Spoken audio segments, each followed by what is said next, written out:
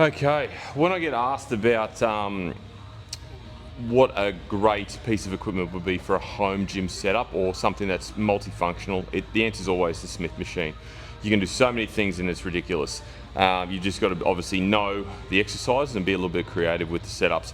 So I'm going to demonstrate the sumo squat in this particular Smith machine. Now some Smith machines are steeper in angle in terms of their line of movement and the bar path, so you've got to be very aware of that and know your setup in accordance with that. Mine's fairly up and down. It does travel from back to front marginally, but we can work with that. So I'm going to face out in terms of this one, just to allow for that particular bar path to be conducive to the movement I want to chase. So I want to set myself up facing out first and foremost, just like you would with a traditional squat.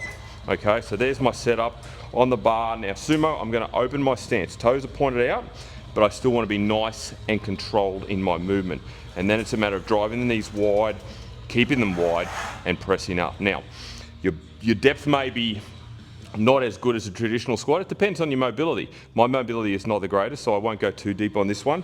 But the key here is not to allow your knees to concave. That's what a lot of people do. Their valgus movement needs to remain the same. So drive the knees wide and then push out, and as you push out, drive wide.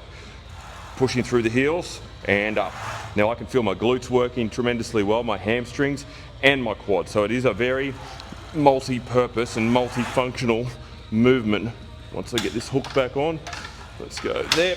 So make sure you can obviously deliver that as well.